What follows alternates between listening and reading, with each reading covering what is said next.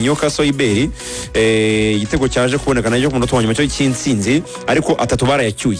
Ni match yarigoye cyane kuri St James Park. Birumvikana ko Arsenal yagiyeyo ibizi neza ko Liverpool yatakaje, hanyuma yifuzaga byibura kuba yayegera ikagabanya iyo gap bafite izo chance, ariko yari match ikomeye kubera ko ikipe ya Newcastle nayo ni ikipe ikomeye cyane.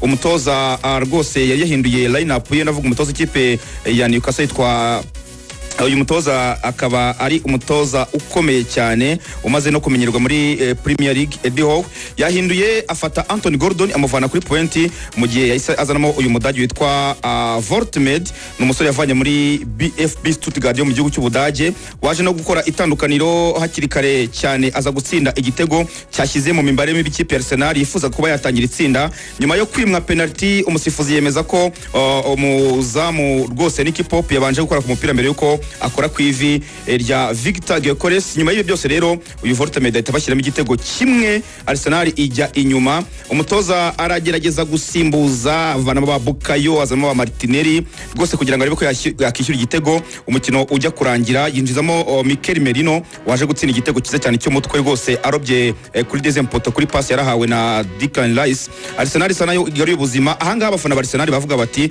tunabonye iri rimwe ryaba rihagije, ariko abakinnyi bakomeza gupushinga ko babona ko bigishoboka.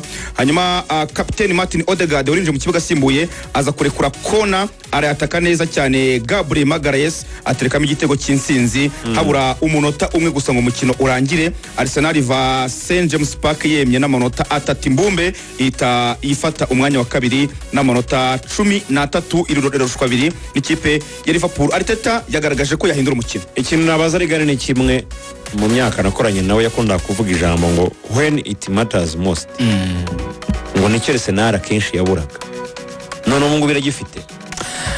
ni equipe ubona yuko mentalment bari kugenda baba strong cyane, bari gukora nk'ikipe rwose ifite ikishaka muri iyi sezo. Bari babonye chance yo kugabanya ikinyonyo hagati yabo na Liverpool ku manota byibura bakayakura kuri 5 akaba 2.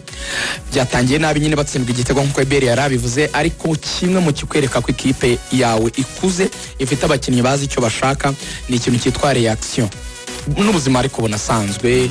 Iyi kosa ribaye witwara ute nyine nyuma y'ibibazo? Ese iyo habayeho gukubitwa ese uraryama ukarambarara cyangwa urabyuka? Ndavuga gukubitwa ariko nyine by'ubuzima, cyangwa nyine urafightinga back ukongera ukareba ko wahagarara kigabo. Nibyo Arsenal rero yakoze. Impamvu iyi match yari tricky cyane nuko Arsenal muri match yaherukaga kujya gukina ku kibuga St James Park cy'ikipe ya Newcastle muri match 5 Ruvuyanga, yari yaratsindiwe yo match 3 itsindira yo match 2. Urumva ko ni ikibuga byanze bikunze byumvikanaga ko kiyigora.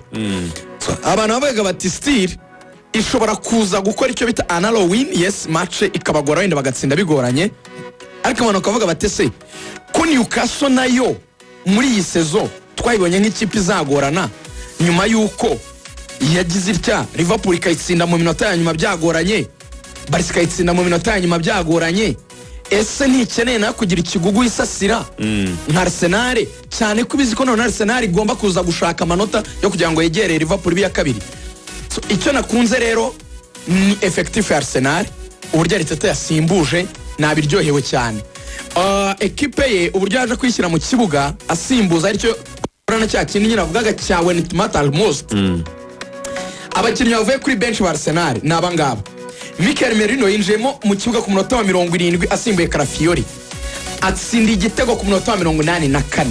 Ubundi abantu banavuga bati uyu nguyu ni nawe abenshi bita ngo ni ntawe rutahizamu Arsenal ifite wanyawe, kuko Victor ibitego rwose biramugora kubishyira mu izamu. Victor yakoresha ari mekanike pepe, hari baro yafunze kumwe n'abadefenseri mu ndyo, ngira ngo bayisamutera nk'igishinge cy'ikinyi kuhava birananirana neza. Ubona nyine ntabwo ari nawe agomba gutsinda, awutera ku moso ye uvana mu izamu uvamo arawishota, ntabwo rwose aranoza imitsindire ye. Noneho undi mukinnyi waje amasimbuye kapiteni Martin Odegaard yinjiyemo ku munota wa 82 asimbuye Zubimendi, yassisting igitego cya Gabriel Magalhaes ku munota wa 96 gwaro wa gatandatu y'inyongera. Niyo bakinnyi babiri bavuye kuri bench bashobora kuza bakagira impact muri game bakabasha gukorera equipe rezibita. ni ikikwereka ko Arsenal iririsha muri effectif kandi ifite abakinnyi b'abagabo bashobora kuba bitegereza umukino ukabicaza n'umutoza ukabwira ati guys mugiyemo bimeze gutya ni mugende muhindurire ahangaha niho muri nteba niba hari ikintu kikwereka ko Arsenal none nakunze attitude yabo ureba abakinnyi tactically twe nicyo dutindaho nk'abantu b'abatoza ureba indeshyo y'abakinnyi ba Newcastle ifite umukinnyi nka Thiaw ni muremure Butman ni muremure Danny Bani ni muremure Bruno Guimaraes ni muremure Joelinton ni muremure Tonali ni muremure uyu musore yitwa Otamedo waje gusimburwa rutayizamu ni muremure waza no gufata even no bazanyemo Jamal Lascelles ni muremure umuzamu wabo ni muremure yari ifite abakinnyi batari munsi ya 7 ibi giant barebare ariko guess what 2 goals ibitego byombi bya Arsenal byari ibitego by'imitwe ibyo ni mentalite buri uko kumenya gutera imipira y'imiterekano uko kumenya guhagarara uko kumenya kwikina muri abambere kuva 2023 Arsenal imaze gutsinda imipira kona 36 icyo rero kiragushimangirira wa mugabo witwa Nicolas Jovet set pieces master bakuye mu ikipe ya Man City bamuguze kugira ngo aze kofasha service ni nabyo bikubwira ngo usibye n'abakinnyi yaguze beza usibye na Andrea Berta directeur technique mwiza usibye n'ibindi Arsenal yagerageje gufunga details zose kugeza naho bazana umuntu ushinzwe izo set pieces twavugaga umufaransa ufite ubwene gihugu bw'abadage ni ikikubwira ngo nta detail bashaka gusiga idafunze iyi season maybe probably is a harvesting season cyangwa se umwaka wo gusarura kuri The Gunners murabisubiramo muri Magic Lineup ariko cyane niyo kipe y'abanyarwanda bakaba bakunda Arsenal reka dusoreze kuri